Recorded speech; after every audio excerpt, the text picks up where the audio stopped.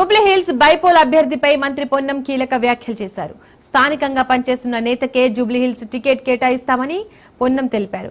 అభ్యర్థి ఎవరనేది high command final చేస్తుందన్నారు. సర్వేలు అంతర్గత వ్యవహారాలు చూసుకుని నిర్ణయం తీసుకుంటామన్నారు.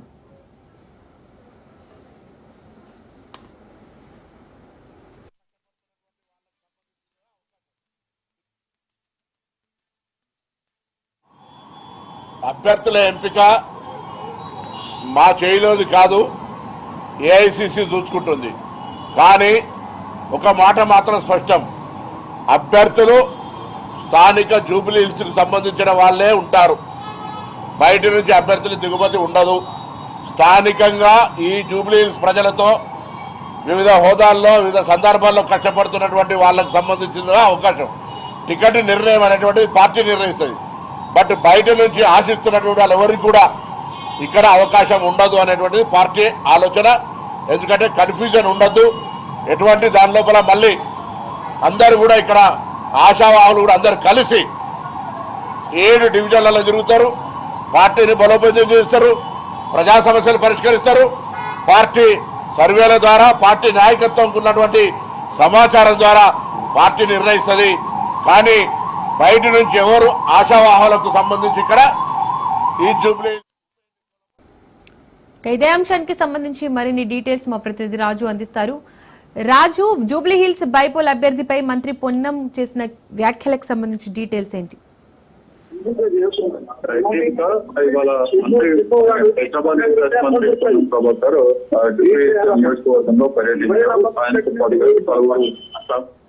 నేతలు పర్యటించారు.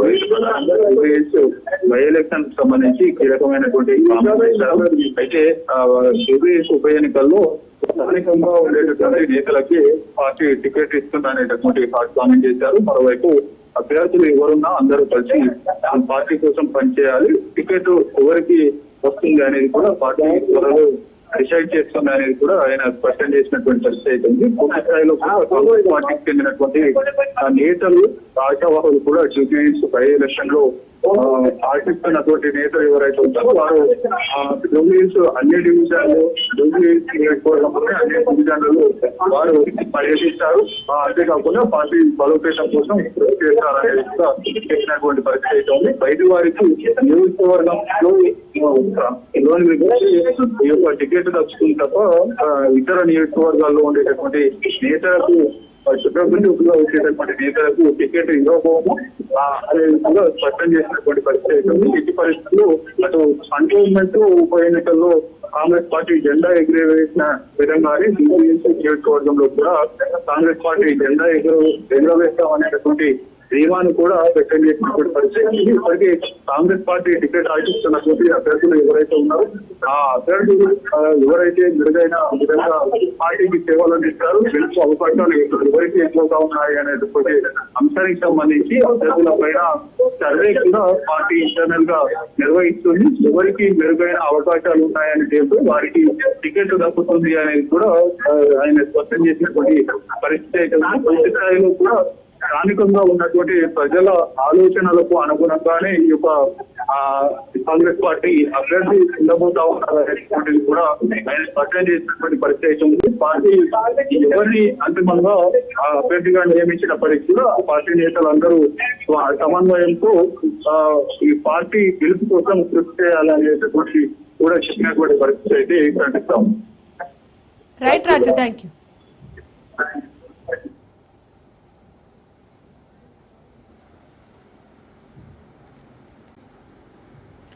తిరుపతి శ్రీవారి మెట్టు మార్గంలో ఏనుగులు బీభత్సం సృష్టించాయి. పంప్ హౌస్ వద్ద రాత్రి ఏనుగుల గుంపును డ్రోన్ కెమెరాలతో అధికారులు గుర్తించారు. పంట పొలాలను గజరాజులు ధ్వంసం చేశాయి.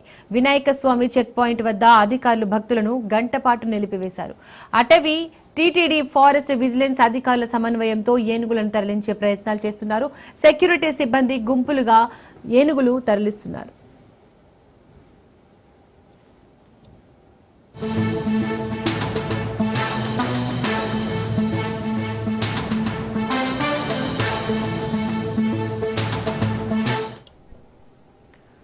తిరుపతి శ్రీవారి మెట్టు మార్గంలో ఏనుగులు బీభత్సం సృష్టించాయి. పంప్ హౌస్ వద్ద రాత్రి ఏనుగుల గుంపును డ్రోన్ కెమెరాలతో అధికారులు గుర్తించారు.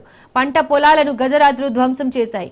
వినాయక స్వామి చెక్ పాయింట్ వద్ద అధికారులు భక్తులను గంటపాటు నిలిపివేశారు. అటవీ, టీటీడీ, ఫారెస్ట్ విజిలెన్స్ అధికారుల సమన్వయంతో ఏనుగులను తరలించే ప్రయత్నాలు చేస్తున్నారు. సెక్యూరిటీ సిబ్బంది భక్తులను గుంపులుగా తరలిస్తున్నారు.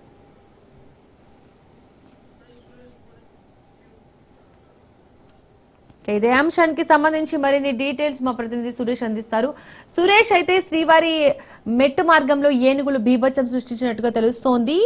భక్తుల రక్షణ కొరకు పోలీసులు ఎలాంటి చర్యలు తీసుకుంటున్నారు?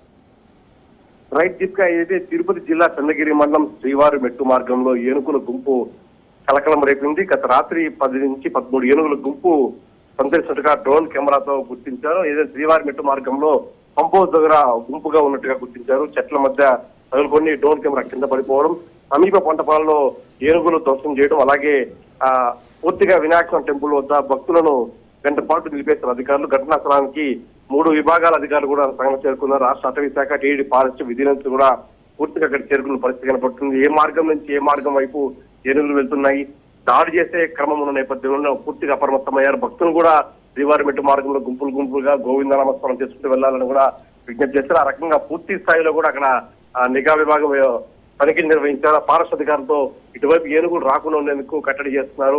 మరోవైపు భారీ ఎత్తున శబ్దాలు డ్రమ్స్ తో మోగించి ఇటువైపు రాకుండా శ్రీవారి మెట్టు వైపు భక్తులకు ఇబ్బంది కలగకుండా అటవీ శాఖ కూడా ప్రయత్నం చేస్తుంది. ఆ రకంగా పూర్తిగా కొంతకాలం చూసుకుంటే ఇది తిరుపతి జిల్లా చంద్రగిరి అటవీ ప్రాంతంలో ఏనుగుల గుంపు సంచరిస్తున్న గుర్తిస్తారు. తాజాగా శ్రీవారి మెట్టు మార్గం వైపు రాకుండా ఏనుగులను నియంత్రించే పరిస్థితి నెలకొంది. ఆ రకంగా ఫారెస్ట్ చర్యలు తీసుకున్నారు. Deepika. Right Suresh, thank you.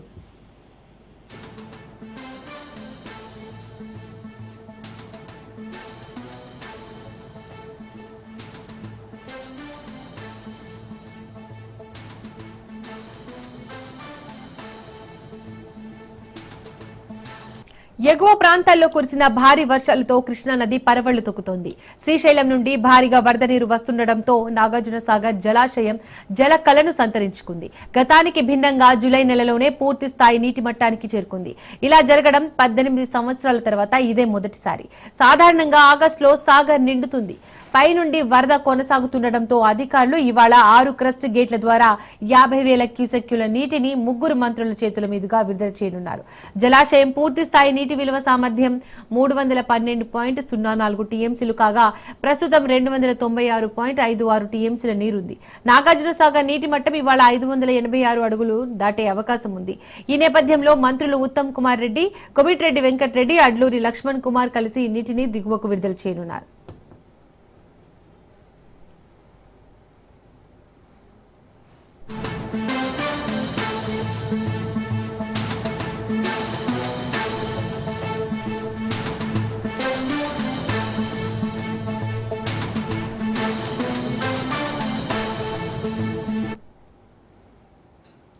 ఎగువ ప్రాంతాల్లో కురిసిన భారీ వర్షాలతో కృష్ణానది పరవళ్లు తొక్కుతోంది. శ్రీశైలం నుండి భారీగా వరద నీరు వస్తుండటంతో నాగార్జునసాగర్ జలాశయం జలకళను సంతరించుకుంది. గతానికి భిన్నంగా జూలై నెలలోనే పూర్తి స్థాయి నీటి మట్టానికి చేరుకుంది. ఇలా జరగడం 18 సంవత్సరాల తర్వాత ఇదే మొదటిసారి.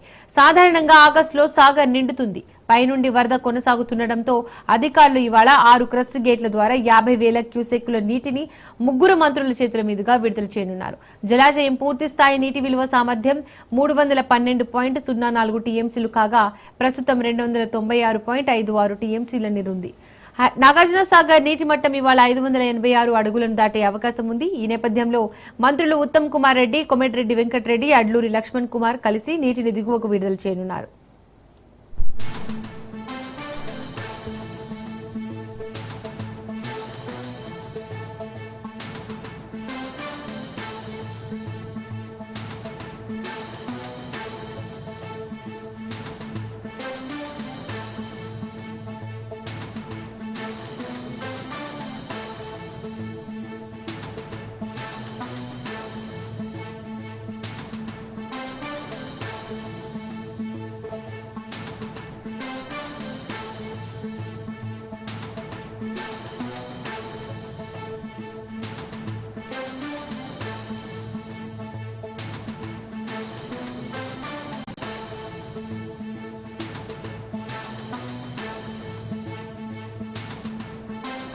ఉమ్మడి కరీంనగర్ జిల్లా వ్యాప్తంగా ఉన్న వ్యాపారాలపై తూనికలు కొలతల శాఖ స్పెషల్ ఫోకస్ పెట్టింది. కిరాణా దుకాణాలు, రైస్ డిపోలు, రైస్ మిల్లులోని డిజిటల్ తూకాలు, బాట్లను తూనికల కొలతల శాఖ Karimnagar zone assistant commissioner Vijayasarathi పరిశీలించారు. విషయం తెలుసుకున్న మిగతా దుకాణదారులు తమ షాపుల షట్టర్లను తాళాలు వేసి జారుకున్నారు. ప్రస్తుతం దుకాణాలకు తాళాలు వేసుకుని వెళ్లిన వారిని ఎవరిని వదిలిపెట్టే ప్రసక్తి లేదన్నారు. ఇకపై తనిఖీలు కొనసాగుతాయని తెలిపారు. తూకాల్లో తేడాలకు పాల్పడితే కఠిన చర్యలు తప్పవని హెచ్చరిస్తున్న కరీంనగర్ జోన్ అసిస్టెంట్ కమిషనర్ విజయసారథితో మా ప్రతినిధి Ravindra face to face. Karimnagar ఉమ్మడి జిల్లా వ్యాప్తంగా తూనికల కొలతల్లో ఆఫీసర్స్ ఏ విధంగా తనిఖీలు చేస్తున్నారు, అదేవిధంగా తూనికల కొలతలకు సంబంధించి ఒకవైపు గోల్డ్ షాపులు కావచ్చు, అదేవిధంగా ఆయిల్ ప్యాకింగ్ కావచ్చు, అదేవిధంగా తినుబండారాల ప్యాకింగ్ కావచ్చు, ఇటువంటి ప్యాకింగ్ల పైన అధికారులు ఏ విధంగా తనిఖీలు చేస్తున్నారు, వాటిని నివారించే దిశగా అంటే కొన్ని చోట్ల మాత్రం మ్యానుఫ్యాక్చర్ అండ్ ఎండ్ డేట్ ఆ రెండు డేట్లు ఉంటే వాటిని పనిచేస్తాయి, లేని పని చేయని వాటిని ఏ విధంగా వీళ్ళు దానిపైన చర్యలు తీసుకుంటున్నారు. అదేవిధంగా బట్టల షాప్స్ కావచ్చు, చాలా చోట్ల తూనికల కొలతకు సంబంధించిన వాళ్ళ పరిధిలోకి వస్తాయి. మరి వాటిపైన వీళ్ళు ఎటువంటి చర్యలు తీసుకుంటున్నారో మనతో పాటు జోనల్ ఆఫీసర్ విజయ్ మనతో పాటు ఉన్నారు. వారిని తెలుసుకునే ప్రయత్నం చెప్దాం. చెప్పండి సార్, ఒకవైపు తూనికల కొలతల పరిధి ఎంతవరకు వస్తుంది, వాటిపైన మీరు ఎటువంటి తనిఖీలు చేస్తున్నారు, ఎటువంటి చర్యలు తీసుకుంటున్నారు? నేను విజయసారథి, ఏసీ లీగల్ మెట్రాలజీ, ఉమ్మడి ఆదిలాబాద్ మరియు ఉమ్మడి కరీంనగర్ జిల్లాకు నేను జోనల్ ఆఫీసర్గా పనిచేస్తున్నాను, ఏసీగా. అయితే మా వర్క్ రెండు రకాలుగా ఉంటుంది. ప్రతి జిల్లాకు కూడా జిల్లా వ్యాప్తంగా ఇన్స్పెక్టర్స్ ఉన్నారు, జిల్లా అధికారులు ఉన్నారు. ఇప్పుడున్న 8 జిల్లాలకు, ఈ 2 జిల్లా దాంట్లో ఒక పార్ట్ ఏముంటుందంటే, ఏ వ్యాపారస్తుడైనా వాడేటువంటి తూనిక పరికరాలు, తర్వాత కొలిచే పరికరాలు ఏమున్నా కూడా వాటిని మేము ప్రతి సంవత్సరం కూడా వెరిఫై చేసి, పరిశీలన చేసి, క్రాస్ చెక్ చేసి మా స్టాండర్డ్స్తోని తర్వాత సర్టిఫై చేస్తాము. అది కరెక్ట్గా ఉండే విధంగా మేము సీల్ చేసి వ్యాపారస్తునికి అప్పగించడం జరుగుతుంది. తర్వాత దాన్ని మధ్యలో కూడా మళ్ళీ ఇన్స్పెక్షన్స్ చేస్తాము. తర్వాత అది పర్ఫెక్ట్గా ఉందా లేదా అనేది కూడా మధ్యలో మేము ఇన్స్పెక్షన్ చేసి చూస్తాం. అది ఒకటి, ఈ వేయింగ్ మిషన్స్, వ్యాపారస్తులు వాడే ప్రతి వేయింగ్ మిషన్, ప్రతి తూనిక కొలతలు సంబంధించిన అన్నీ కూడా ప్రతి సంవత్సరం మా ఇన్స్పెక్టర్స్ వెరిఫై చేస్తుంటారు. తర్వాత ప్యాకేజెస్కు సంబంధించి కూడా ప్రతిదీ కూడా ఈ కాలంలో ప్యాకేజీ రూపంలో వస్తుంది. ఒక రైస్ బ్యాగ్ కానివ్వండి, తర్వాత ఒక మనం సూపర్ మార్కెట్లో చూసే ప్రతి వస్తువు మనకు 100% ఇది తినే ఐటెం కానివ్వండి, ఒక ఆటోమొబైల్ ఐటెం కానివ్వండి, ఒక టీవీ కానివ్వండి, లేకపోతే ఏదైనా కానివ్వండి ప్యాకింగ్ రూపంలో వస్తుంది. ఆ ప్యాకింగ్ రూపంలో ఉండే వస్తువులన్నింటినీ కూడా మేము చేస్తాము. అందులో బ్రాండెడ్ ఉంటాయి, బ్రాండెడ్ ఉంటే దాదాపు డిక్లేర్ చేస్తారు. కానీ లోకల్ ప్రోడక్ట్స్ కానీ ఈ with in the state, with in the డిస్ట్రిక్ట్లో తయారయ్యేవి కొన్నిటి మీద ఉండకపోతే మేము రిటైలర్ మీద, తర్వాత డిస్ట్రిబ్యూటర్ మీద, మ్యానుఫ్యాక్చరర్ మీద, ఈ ముగ్గురు మీద కేసు నమోదు చేయడం జరుగుతుంది. ప్యాకేజ్ మీద ఏముండాలంటే complete address of the manufacturer, తయారీదారు పూర్తి చిరునామా ఉండాలి, పోస్టల్ అడ్రస్, తర్వాత ఐడెంటిటీ, ఆ వస్తువు పేరు ఉండాలి, తర్వాత డేట్ ఆఫ్ ప్యాకింగ్, ఏ తేదీలో తయారైంది అనేది దాని మీద మ్యానుఫ్యాక్చరర్ ముద్రించాల్సి ఉంటుంది. తర్వాత ఎంత ఉంది, ఆ వస్తువు పేరేంది, ఆ వస్తువు ఎంత ఉంది, అరకిలో ఉందా లేకపోతే 1/2 లీటర్ ఉందా, ఏది ఉంది అనేది ప్యాకింగ్ చేసినప్పుడే అవన్నీ డిక్లరేషన్స్ చేయాల్సి ఉంటుంది. ఎంఆర్పి అనేది rupees inclusive of all taxes, ఇదే విధంగా డిక్లేర్ చేయాల్సి ఉంటుంది. ఎంఆర్పి కంటే ఏ ఒక్క వ్యక్తి కూడా ₹1 కూడా, 1 పైసా కూడా అమ్మడానికి వీలు లేదా. అటువంటివి కూడా మేము కేసులు నమోదు చేస్తాం. సినిమా థియేటర్స్ కానివ్వండి, బస్ స్టాండ్స్లో కానివ్వండి, రెగ్యులర్గా తనిఖీ చేసి మేము అటువంటి కేసెస్ కూడా బుక్ చేస్తుంటాము. ఈ డిక్లరేషన్స్ అన్నీ లేకపోతే కూడా మేము ఆ ఆర్టికల్స్ సీజ్ చేస్తాము, ఏవైతే ప్యాకేజ్ కమోడిటీస్ ఉన్నాయో. తర్వాత ముఖ్యంగా ఇప్పుడు పెట్రోల్ పంప్స్ కానివ్వండి, ప్రతి సంవత్సరం మేము విధిగా ఒకసారి తనిఖీ చేసి సీల్స్ వేసి ఖచ్చితంగా వచ్చేటట్టుగా, మీకు ₹100 పెట్రోల్ వస్తుందంటే కరెక్ట్గా అది వచ్చే విధంగా, ఏ క్వాంటిటీలో ఎక్కడ తీసుకున్నా కూడా, 500 తీసుకున్నా, 5 లీటర్లు తీసుకున్నా, ఏ క్వాంటిటీలో అయినా కూడా కరెక్ట్గా వచ్చే విధంగా మేము సీల్స్ వేసి ప్రతి సంవత్సరము పరిశీలన చేసి సర్టిఫై చేసి సర్టిఫికెట్ ఇవ్వడం అనేది జరుగుతుంది. అక్కడ ఒక 5 లీటర్ మెజర్ కూడా పెడతాము. ఎవరైనా వినియోగదారుడు డౌట్ వస్తే కనుక దాన్ని క్రాస్ చెక్ చేసుకునే విధంగా మేము స్టాంపింగ్ చేసి సీల్ వేసి పరిశీలన చేసినటువంటి, మా సర్టిఫై చేసినటువంటి 5 లీటర్ మెజర్ ప్రతి పెట్రోల్ పంపులో కూడా పెట్టడం జరుగుతుంది. తర్వాత కూరగాయల దగ్గర నుంచి మ్యానుఫ్యాక్చరర్ వరకు కూడా వాళ్ళు తప్పకుండా ఏ వ్యాపారం చేసినా కూడా by weight, measure or number చేస్తారు కనుక ఆ 3 కూడా మా పరిధిలోకి వస్తాయి. మేము నిరంతరం తనిఖీ చేస్తుంటాం. ఒకవేళ కంప్లైంట్స్ వస్తే మాత్రం ఖచ్చితంగా అటెండ్ చేస్తాం. కంప్లైంట్స్ వచ్చినా రాకున్నా కూడా రెగ్యులర్ తనిఖీలు చేస్తాం. ఆ విధంగా కూడా మేము ప్రజలకు మేము కొన్ని సందర్భాల్లో కనిపించకపోవచ్చు, కానీ మేము ఆ విధంగా సేవ చేయడం అనేది మా డిపార్ట్మెంట్ కన్జ్యూమర్ ఫ్రెండ్లీగా ఉంటుంది. ఇది పరిస్థితి జోనల్ పరిధిలో, అంటే ఇటు ఆదిలాబాద్ కావచ్చు, కరీంనగర్ ఉమ్మడి జిల్లా వ్యాప్తంగా మాత్రం ఇప్పటి వరకు తూనికలకు సంబంధించి గోల్డ్ షాప్స్ కావచ్చు, అదేవిధంగా రెస్టారెంట్లు కావచ్చు, ప్రతి ఒక్క షాపులు అంటే కొలతలు, అదేవిధంగా ప్యాకింగ్ దానిపైన మేము దృష్టి సారిస్తున్నాం.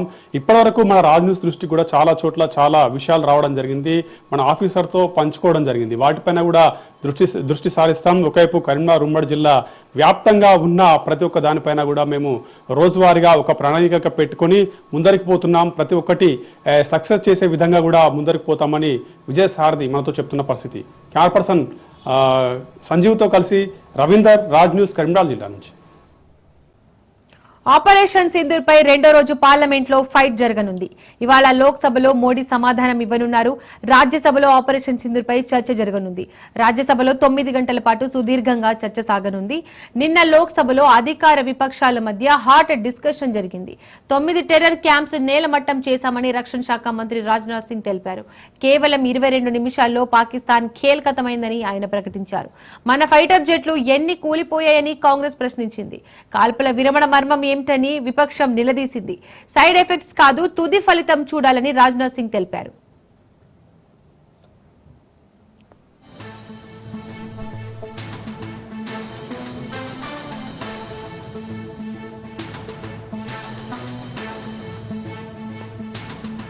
యోమెన్ లో భారతీయ నర్సు నిమిషా ప్రియకు భారీ ఊరట లభించింది. ఆమె ఉరి శిక్షను రద్దు చేసేందుకు యోమెన్ అధికారులు నిర్ణయించారు. సోమవారం అర్ధరాత్రి ఈ నిర్ణయం వెలువరించింది.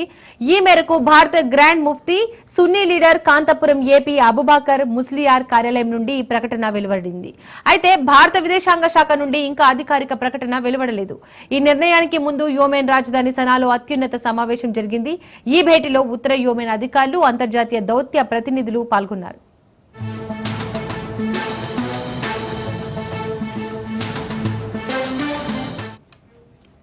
నిమిషా ప్రియ ఉరిశిక్ష రద్దు కోసం భారత గ్రాండ్ ముఫ్తీ విజ్ఞప్తి మేరకు యోమెన్లోని సూఫీ ముఖ్య పండితుడు షేక్ హబీబ్ ఓమర్ బిన్ హసీఫ్ ఒక బృందాన్ని చర్చల కోసం నియమించాడు. మరోవైపు అబుబాకర్ ముస్లియార్ ఉత్తర యోమెన్ ప్రభుత్వంతో పాటు అంతర్జాతీయంగా మధ్యవర్తిత్వం జరిపారు. దీంతో చర్చలు ఫలించడంతో ఆమె ఉరిశిక్షను రద్దుకు యోమెన్ అంగీకరించినట్లు ముఫ్తీ కార్యాలయం తెలిపింది.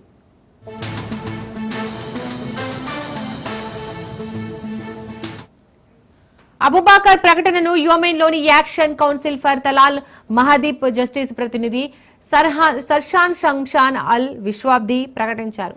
మత పండితుల బలమైన చొరవతోనే నిమిషప్రియ ఉరిశిక్ష రద్దు అయినట్లు పేర్కొన్నారు. అయితే ఆమె విడుదలపై అతను స్పష్టమైన ప్రకటన చేయలేదు. నిమిషప్రియ జైలు నుండి విడుదల కావడమా లేదా జీవిత ఖైదు పడే అవకాశం ఉందా అనేది తెలియరాలేదు. అయితే మరణించిన యోమెన్ పౌరుడు తలాల్ మహదీ కుటుంబ సభ్యులతో చర్చల అనంతరం తదుపరి నిర్ణయం వెలువడే అవకాశం ఉంది.